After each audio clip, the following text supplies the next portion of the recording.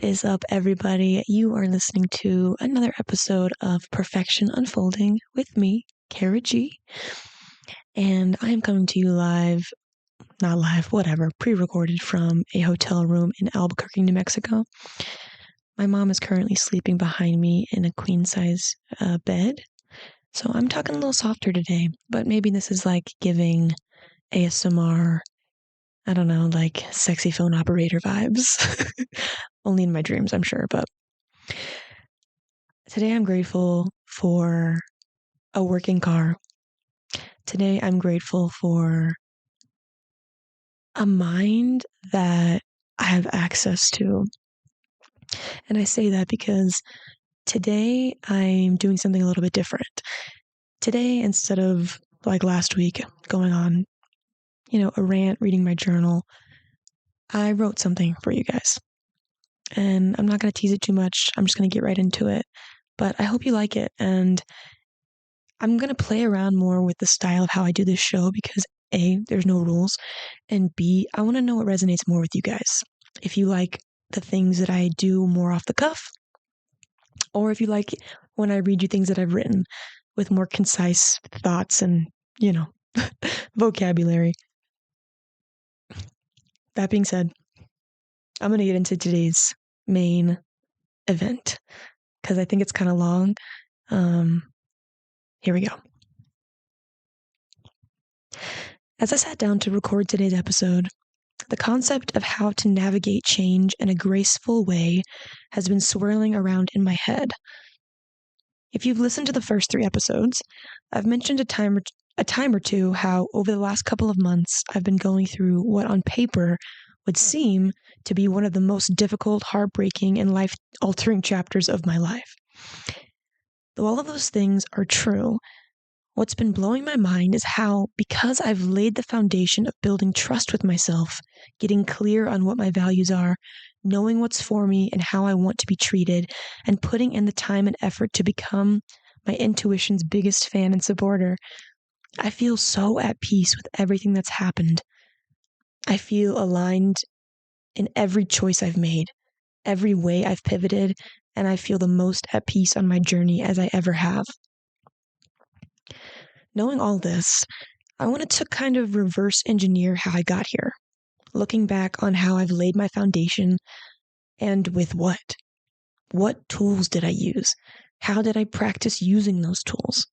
What was the catalyst for this healing that has given me the gift of knowing myself so deeply that no matter what happens, I trust myself to navigate adversity and pivot with grace? I mean, to be totally transparent, if it wasn't already known, I'm not a perfect person. At least not in the egoic human sense, right? This is perfection unfolding, right? But just because I feel at peace with everything my life has thrown at me in the last couple of months doesn't mean I haven't spent hours and hours and hours crying over what's happened to me, mulling over the ifs, ands, buts, the should'ves, could'ves, and would'ves, obsessing over what ifs and if onlys. I've done all of that and then some. My journal is well versed in all of my anxiety-induced future tripping and unhelpful callbacks to the past, thinking and analyzing signs and flags I might have missed on my journey, leading to a massive hurt that I convinced myself I might have been able to avoid. That is how I process, and I don't think that's a bad or unhelpful trait. It helps me organize my thoughts and feelings, usually anger and sadness, and cultivate more self-awareness. I always like to look at my side of the street before I complain or wage war on someone else's garbage. Sometimes I've got shit on my side too, but I do my best to take full ownership of it when I can. What I think is important about my journey and story, though, is how, up until about a year or 2 ago, I was a people pleaser who would overthink and underfeel my way through my struggles and heartbreak, always putting the experience of others at the forefront. The experience of other friends, other family members, other partners, always trying to fix and figure out the best way to move forward when conflict arises. Always reading books and doing research and self-reflecting on my behavior, how I showed up and what I could do better. Taking the blame for disconnection and avoiding conflict at all costs. ultimately always finding the best way to shapeshift myself into what they wanted and who they needed me to be, especially to keep the peace. Because peace is and always has been my number one goal. And if reaching peace is my skill, then I have to be the one to bring it to the table, right? I have to be the understanding one, the one who holds so much space for others that I get crushed by it, never expressing how I don't actually have the strength to carry it. In the past, my answer would have been a resounding and resentment-filled yes. But I'm no longer that person. I no longer view my life as a second-rate experience, always putting others before me. I no longer view myself as a dumb person, always relying on the opinions of others to lead me. I no longer squeeze and shrink myself into shapes that feel unnatural to me just to play a background character in someone else's life. I am no longer a subscriber to that self-sabotaging and secretly manipulative martyrdom behavior. No, thank you very much. As you can imagine, this shift in how I view myself has come with a price. It's led to a lot of change in my external life and in my relationships. It's led to lost friends, situationships, business partners, lovers, family members, and even jobs. Step 1. Get curious about yourself and ask better questions. These external consequences and fallings out didn't just come out of nowhere, though. They were merely the fruit of a change I made internally. After reaching a point where I was finally tired of being depressed, finally tired of having shitty relationships and feeling small, finally tired of disassociating from my life and continuing to do things I didn't like or want to partake in, I started changing the questions I asked myself. I started getting curious about myself. Instead of thinking, why don't they choose me? I ask, do I even like them? Instead of asking, how can I make them happier with me? I ask, what do I want? Instead of hyper-focusing on how to help others regulate their emotions, I asked, how do I feel? These questions seem kind of silly at first, but when I first started to ask them, they flipped my world on its head. They positioned me at the forefront of my life. They made what I need, think, and feel a priority for the first time. And the more questions I asked, the more curious I became about everything I'd ever chosen. It was like I woke up to myself for the first time. This newfound curiosity changed how I thought about everything and everyone in my life and ultimately showed me where I was abandoning my needs in my relationship with myself and with others. I started noticing how people treated me and how I was an active participant in that treatment. I began creating boundaries with myself on how I wanted to show up in the world and how I wanted others to show up for me. And the biggest thing I came to see with clear vision were all the people I placed as main characters in my life who didn't meet my new standard for relationships. And the worst part, it was all my fault. Step 2. Take radical responsibility for your life. This was the second change I made in my journey. I took full ownership of my experience. However, I didn't know that's what I was doing at the time. Looking back, all I knew was that I had to speak on what I was feeling as my first line of defense in trying to fight tooth and nail to align more with the life I envisioned for myself. Or at the very least, how I wanted to be treated moving forward. In all honesty, I totally fumbled my way through this part of my journey. I was awkward and scared as hell for people to view me as anything other than happy, kind, and easygoing. I wanted to be the low maintenance friend that you could always count on to be there for you. Always. For reasons I'm sure have to do with how I was raised, I was convinced that having any needs whatsoever made me a burden. That if I wasn't actually totally autonomous and able to handle everything I put on my plate, it meant I was too much and ultimately unlovable. It feels insane to even type that out because it sounds ridiculous to me now. I also know that I didn't actively think those things about myself, but I most definitely felt them, even if they were never overtly thought or said. Even though all of that was true for me, and I was scared shitless to show up for myself in this new empowered way, I knew no matter what happened moving forward, I had to advocate for myself. And at the very least, I wanted to give the people in my life the opportunity to meet me in my new standard. Because again, it wasn't their fault that I was a people pleaser. It wasn't their fault that I had no boundaries or looked past their red flags. In practice, this work looked like me sending risky as hell, vulnerable ass text messages to the men I would see romantically, asking for clarity on where I stood in their lives as a romantic partner, only to be hit with the classic, "I'm not ready for a relationship" line. It looked like me backing out of a podcast endeavor with a former best friend because of the stress I knew it would put on a friendship, only to be met with unkind words and an unfair ultimatum that I had no desire to bend to. It also looked like cutting off communication with my dad after expressing to him on 2 prior occasions how much his verbally abusive outbursts hurt me, and that I wouldn't tolerate that kind of treatment from any man, especially from my father. Each one of these experiences helped me navigate the next. Each one of these experiences helped me navigate the next with more and more confidence. What started with me feeling brave enough to send a risky text evolved into having the guts and patience to advocate for myself in person. Though I was shaky at the in-person interactions at first, sometimes allowing the other person's anger or frustration to trigger me and send me into my old fond people-pleasing mode, I eventually got better and better at grounding myself in the truth, with a capital T, in my truth. This knowing what was for me and what wasn't gave me the courage to end each of those relationships that no longer met my standard, a standard of love and respect as prerequisites. The more I practiced, the more I learned about myself. And as I began learning more and more about myself and what I liked and valued, I began meeting my deepest truths. I began meeting my deepest wounds.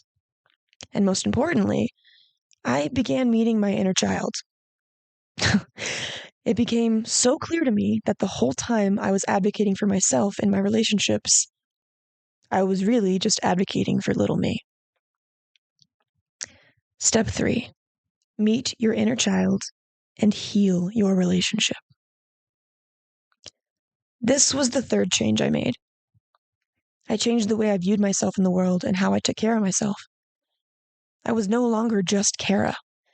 I was big Cara and little Cara. I realized in doing all the work and practicing all the self-care, self-awareness, self-advocating that, yes, the adult version of me was pissed at how I had let myself be treated, but the real victim was little me. The first time I had put the pieces together, that before I had woken up to all my garbage, self-sabotaging, people-pleasing, self-loathing behaviors, I was asleep at the wheel of my life, leaving little me to take control of the vehicle. The only problem is that 5-year-old Cara doesn't know how to drive. And how insane was it of me to expect a child to know how to cope with big feelings in a healthy way if there was never anyone to model it for her? I realized that I was her parent now, and the only way I could get the chaotic coping mechanisms to stop was to show her that she could trust me, big me, that I could and would keep her safe. Safe from verbal abuse, safe from men who didn't value her, safe from people who didn't actually like her or support her, safe from jobs that burnt her out, even safe from simple things like staying up too late, eating unhelpful foods, and living a playless life. My mission shifted from just taking care of me to taking care of us. It was hard not to slip back into old habits, relationships, and coping mechanisms when I thought about it just being me, taking care of me, big me. But When little Cara came into the picture, and I thought about all the years I neglected her and put her in painful situations, I sobbed. I sobbed, and I sobbed, and I sobbed. I felt so much shame. I felt so much heartache and sorrow.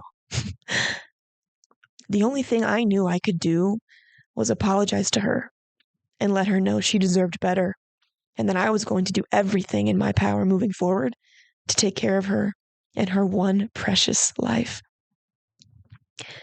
This was the missing key for me, I think.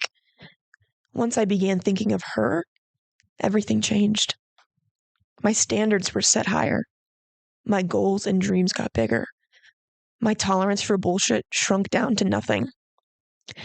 I was no longer playing games. I was no longer accepting crumbs from myself or anyone else for that matter.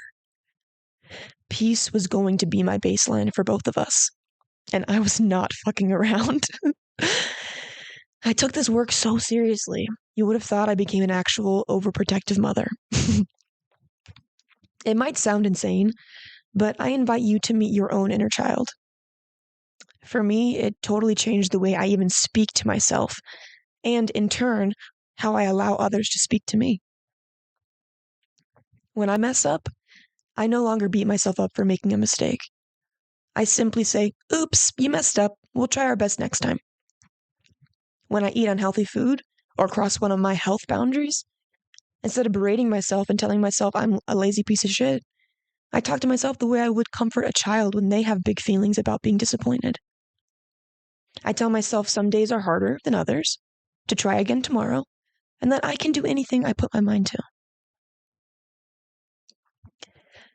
This mindset that everything you say to yourself, you're saying to little you, will totally fuck you up and have you rethinking everything you've ever said to yourself.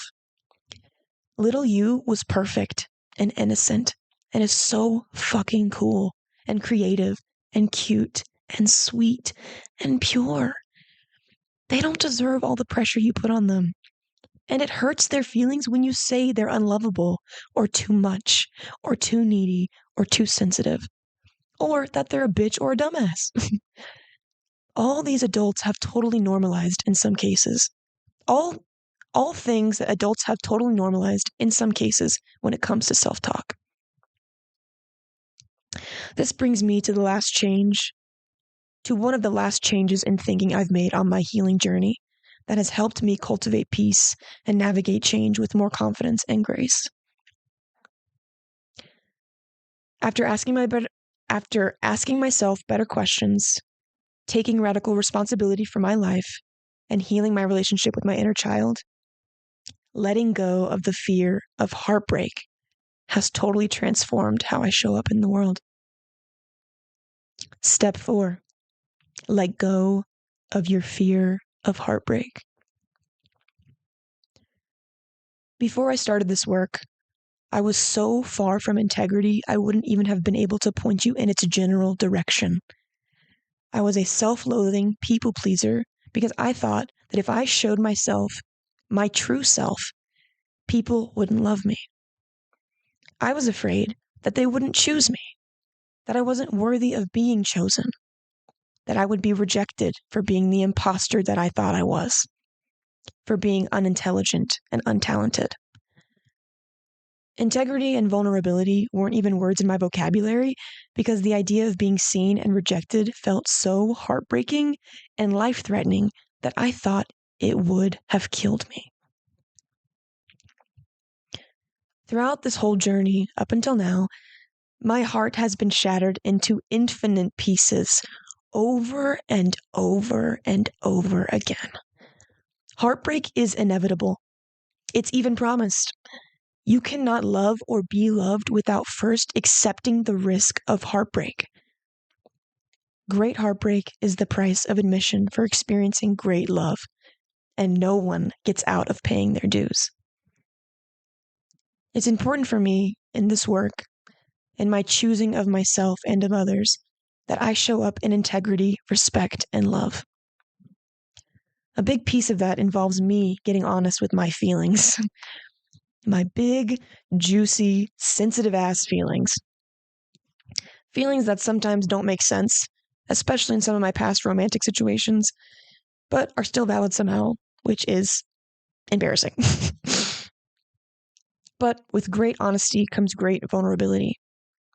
And I'll be the first to tell you, with great vulnerability comes great heartbreak. But the first part of knowing this is that when you release your fear of heartbreak, you can then free yourself to practice loving as hard as you can, experience its possible heartbreak, work your way through it, come out on the other side knowing you gave it everything you had, and ultimately feeling grateful to have experienced the gift that is the totality of it all. In the practice of letting go of your fear of heartbreak, you simultaneously let go of the block that keeps you from experiencing your greatest love. And that love will radiate through your whole life, in your relationships, in your work, in yourself. You are love, and love is everything. The shadow of loving hard is feeling the heartbreak in its absence. But I think that's why we're here, to feel everything, to love to our highest degree, and feel so grateful to have had the opportunity when that love is lost. That is why I feel so at peace in my body, mind, and soul. I am no longer afraid of loving out loud with my full chest. I am not afraid of heartbreak.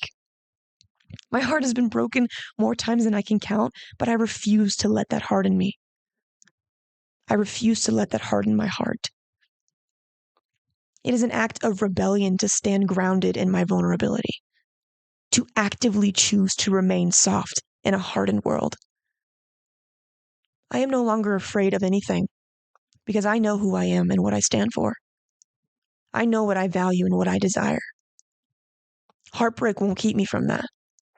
Ignorant and emotionally immature people won't keep me from that. Traumatized children who turn into hateful adults won't deter me from my path. I am love. I am light. I am magic. I am integrous. I am respectful. I am vulnerable. I am free. I am free from the veil that keeps us asleep to who we actually are and what we are here to do. I am free from the shackles of self-hatred. I am free from the lie that I can't do whatever I want and create the life of my dreams. I am free from the fear of heartbreak. I am free to trust myself in times of uncertainty and know that whatever I choose will work out for my highest good so long as it aligns with my values and what is most aligned with what little me and big me think is good for us. I think the main takeaway and how I've gotten to where I am today is that I have done this work. I have taken these reverse engineered steps and built a reputation with myself and with the universe that tells me I can trust my choices with my full chest. I think that in the midst of all the chaos that has unfolded in my life in the last couple of months, i.e., a breakup, a lost job, a leap into entrepreneurship, a move across the country, I'm finding myself at peace because with every bump in the road, I no longer see it as a life-threatening problem. I see it for what it is, a bump.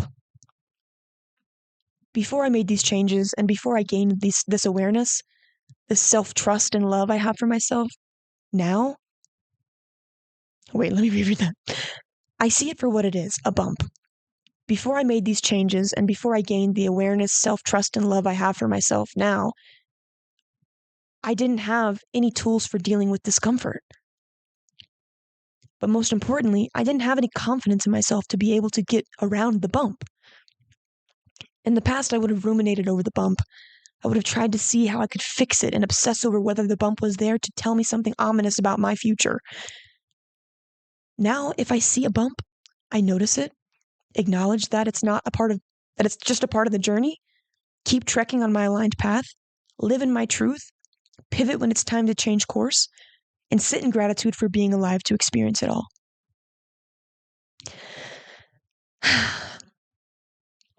I've typed all this out as I sit in a hotel room in Albuquerque, New Mexico. It's my first stop on a 5-day road trip out to California where I'm about to start a new chapter of my story in the mountains. The other day, I realized it's the first time I've ever moved anywhere where I'll be completely alone. No friends, no family, no lover, just me. I hadn't thought about it until a night or two before I left. If I think about it too long, it kind of freaks me out. The passage of time freaks me out. Not knowing when I'll see my friends or family freaks me out. Not knowing if or when I'll ever see the man I love again freaks me out. The passage of time is a wild thing to think about. But what feels aligned for me trumps all those feelings. I still full send my choice and my choices. I still full send my desires and dreams for my life. I refuse to let the fear of heartbreak keep me from taking risks, from going big and knowing that everything is going to be okay. I don't fear the future. I fear a life unlived. Change doesn't scare me anymore. Struggle doesn't scare me anymore. Heartbreak doesn't scare me anymore. I do my best to live in the now. The now and death are the only two things we can really count on. So living and thinking about a future that doesn't exist isn't helpful. All that said, I hope you find the courage to get curious about yourself and your needs, to take responsibility for your part in your unhappiness and in your happiness, to take care of little you and big you, to let go of your fear of heartbreak and failure, to set yourself free to live your life out loud with all the love in the world. So much so that you find change to be an exciting endeavor and not a debilitating one. I think you'll find that doing it all with grace is just the cherry on top of the sundae that is your life when you do this work. I hope these steps help you. I'm sending you so much love, strength, and healing on your journey back to you. And if you got anything out of this episode, please like, share, subscribe, tell your friends. I want this to be an experience that helps you. I want my experience to, we all hope that our experience has some kind of value in it. And I'm gonna keep sharing, because it's important for me. And I know that if my story resonates with one person and helps one person, then it's not for nothing. And so with that, I hope you have a wonderful week. Follow the pod on Instagram at Perfection Unfolding Pod. I'm posting quotes that I find. I'm posting clips from the episodes that are shareable. You can follow me at Cara G. Campbell on Instagram. Follow the pod on YouTube at Perfection Unfolding with Cara G. And I will talk to you guys next Tuesday. Love you. Bye.